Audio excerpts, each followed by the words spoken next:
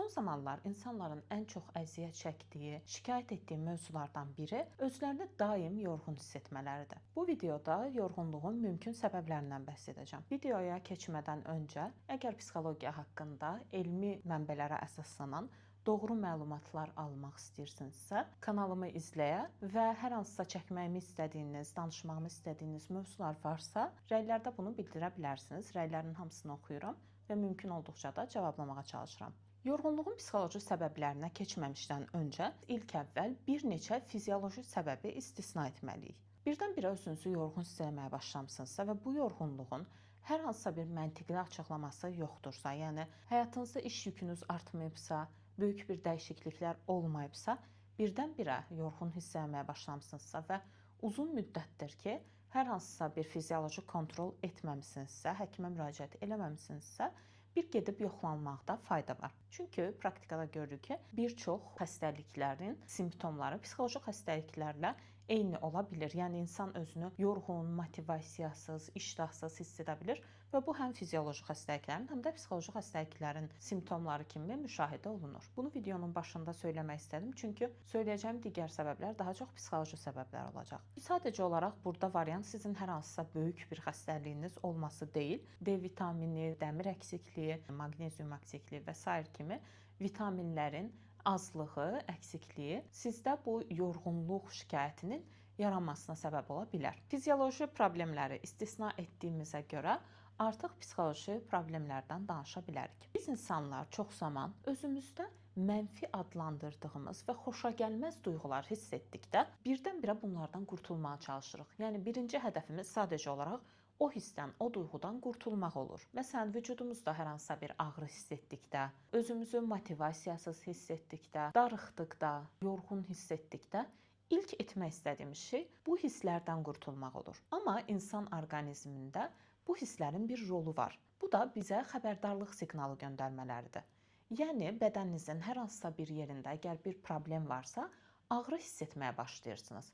Vücudunuz bədəninizin həmin bölgəsində hər hansısa bir problem olduğu siqnalını sizə çatdırmağa çalışır. Yorğunluq da bir hissdir və biz çalışmalıyıq ki, yorğunluğu bir xəbərdarlıq siqnalı kimi qiymətləndirək. Özümüzə sual verək. Bu yorğunluq nəyin xəbərdarlığını verir bizə? Nəyin əksikliyini, nəyə ehtiyacımız olduğunu, nəyin yanlış getdiyini həyatımızda bizə xəbər verir. Bunu tapmağa çalışmalıyıq. Özümüzü yorğun hiss etdiyimiz situasiyalara baxaq. Bəzən elə olur ki, həqiqətən uzun müddətdir ki, dincəlmirik və yorğunluq bizim dayanıb bir dincəlməyimiz üçün bizə siqnal göndərir. Çünki bədənimiz artıq həm fizioloji, həm psixoloji şəkildə bu temponu qaldırası vəziyyətdə olmur. Məsələn, uzun müddətdir əgər dayanmadan eyni işdə çalışırsınızsa, iş yükünüz ağırdırsa, uzun saatlar nəqliyyatda vaxt keçirdirsinizsə, işiniz ayaqüstüdürsə ya da zehnidirsə, çox ağır iş yükünüz varsa, bu zaman yorğun hiss etməyiniz təbii ki, normaldır. Və beyniniz sizə siqnal göndərməyə çalışır ki, bədəninizi dincəltməyə çalışasınız. Bu sadəcə olaraq işləyənlərə deyil, evdar insanlara da aiddir. Daim iş görmək və dayanmamaq yorğunluğun ilk səbəblərindən və ən çox bilinən, ən üzdə olan səbəblərindən biridir. Yəni, ilk öncə buna baxmaq lazımdır ki, siz həqiqətən dincəlirsinizmi? Bu dediyim davamlı şəkildə ağır iş yükü bəzən sadəcə olaraq yorğunluq deyil, bu yorğunluq burnout, yəni emosional yanma adlandırdığımız bir vəziyyətin göstəricisi ola bilər.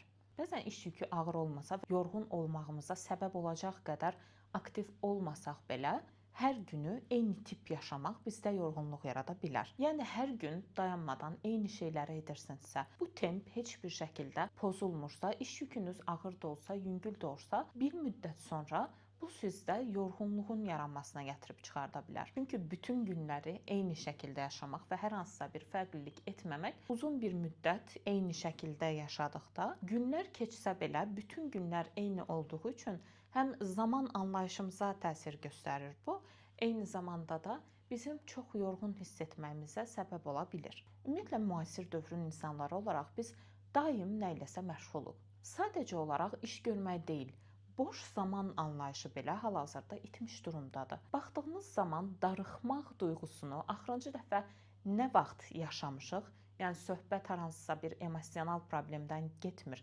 Həqiqətən boşluğun, darıxmaq duyğusunu nə zaman yaşamışıq bir çoxumuz xatırlamarıq belə. Daim başımızı nə iləsə qatırıq. Gedirik, dərsə gedirik, ev işləri ilə məşğul oluruq, övladlarımızla məşğul oluruq və bu daimi bir şəkildə nəyinsə içərisində olmağımız deməkdir. İşlərimiz bitdiyi zaman telefon, film, kitab və digər hal-hazırda məşhur olan onlarla hobbinin birini etməyə çalışırıq.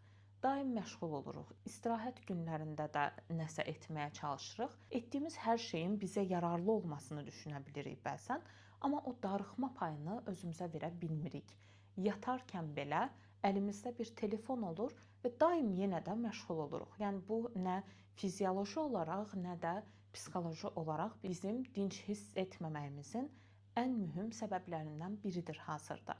Bu situasiyada da yorğun hiss etdirməklə beynimizin bizə demək istədiyi bir şey var. Dayan. Dayan və nə etdiyinin fərqinə var.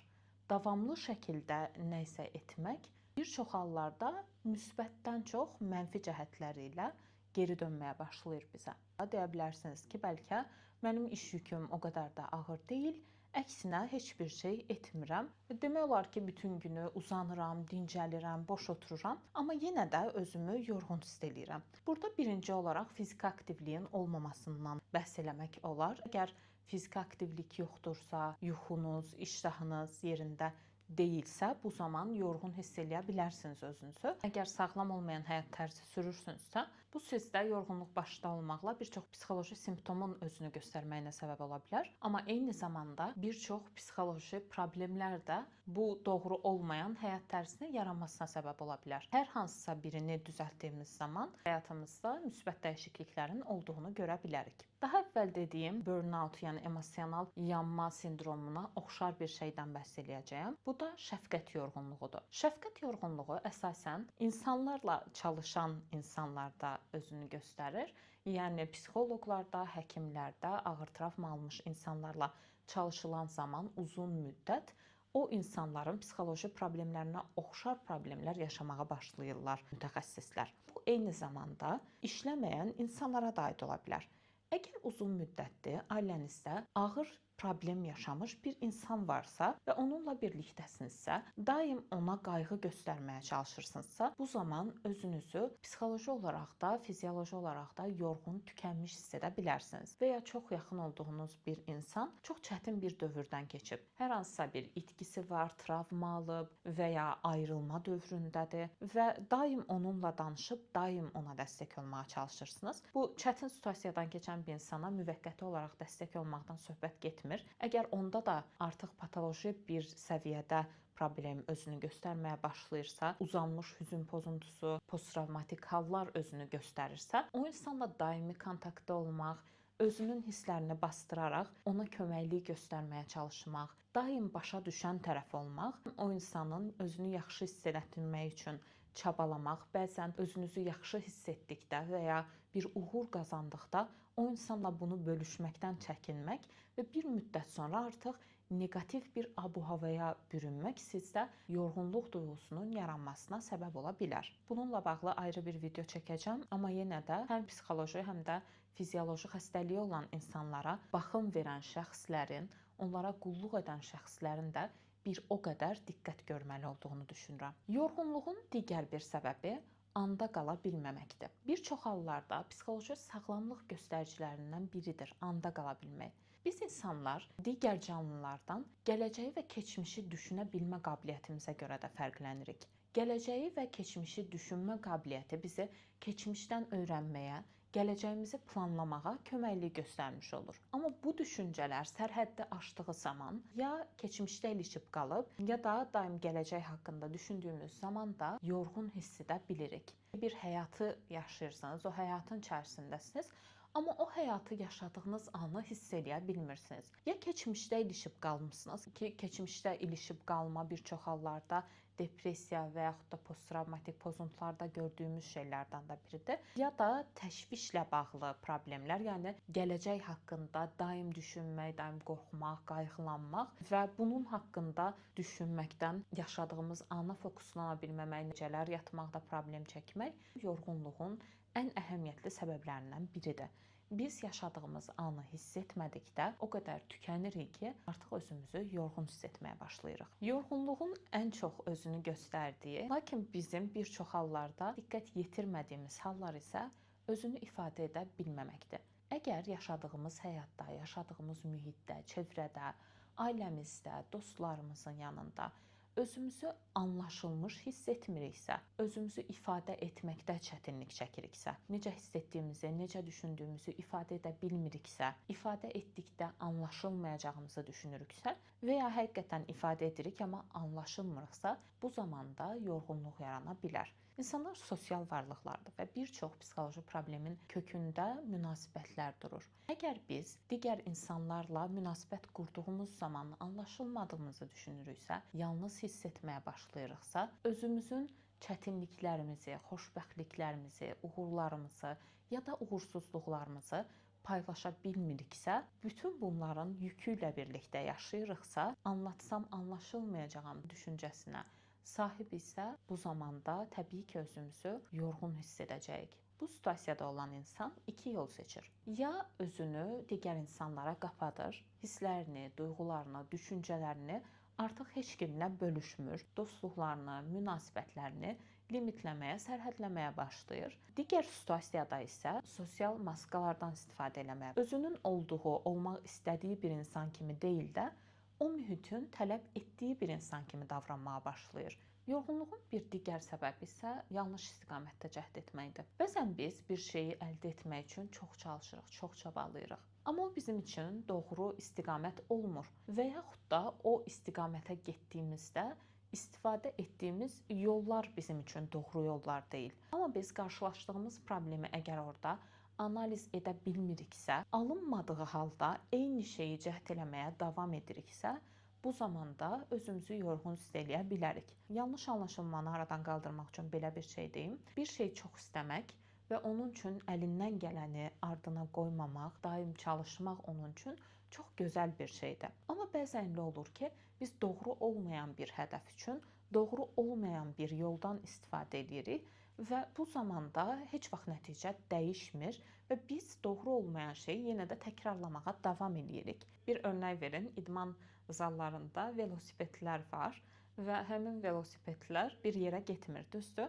Amma siz nə qədər cəhd edirsiniz, nə qədər pedalları fırladırsınız, tər tökürsünüz, amma o velosiped harasa getmək üçün deyil də, sadəcə olaraq sizi aktivləşdirmək üçün nəzərdə tutulub. Həqiqətən bir yerə getməyən bir şey üçün çox çaba sərf eləmiş oluruq və bu da bizim heç bir nəticə əldə etmədən yorulmağımıza səbəb olur. Yorğunluğun bir digər səbəbi isə təkamül psixologiyası istiqamətindən baxdığımız zaman ortaya çıxır. Bəzən etmək istədiyimiz, etməli olduğumuz işləri gözümüzdə olduğundan çox böyüdürük. Beynimiz bizim enerjimizi qorumağa çalışır. Biz bir işin həddindən artıq çətin olduğunu düşünürüksə və onu gözümüzdə olduğundan çox böyüdürüksə, bu zaman arxa planda beynimizdə belə bir düşüncə formalaşır ki, mən onu etdikdə çox əziyyət çəkəcəm və bəlkə də bu cəhd uğursuz alınacaq. İnsan beyni, insan orqanizminin enerjisini qorumağa fokuslanıb.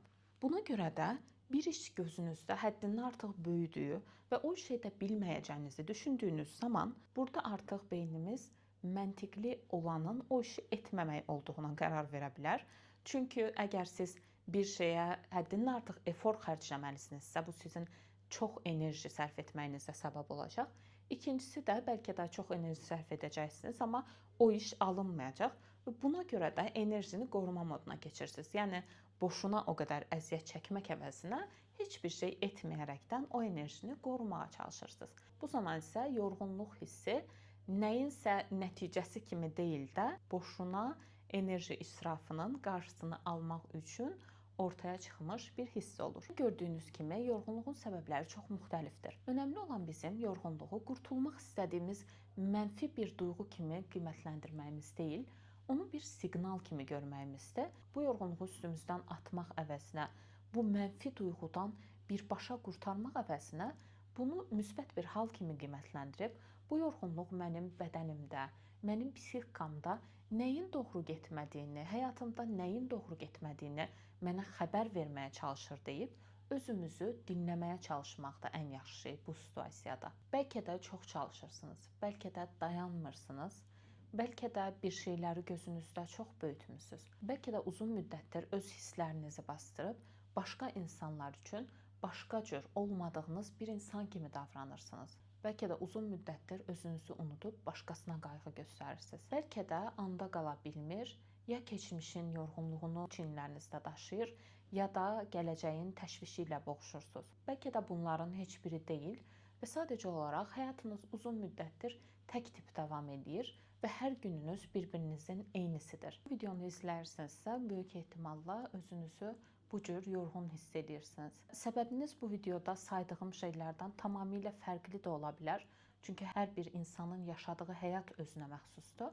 Buna görə də öz yorğunluğunuzun sizə nə demək istədiyini dinləyin. Ümid edirəm ki, bu video sizin özünüzü, yaxınlarınızı anlamağınız üçün az da olsa fayda vermiş olar. Gələn videolarda görüşənədək hələlik.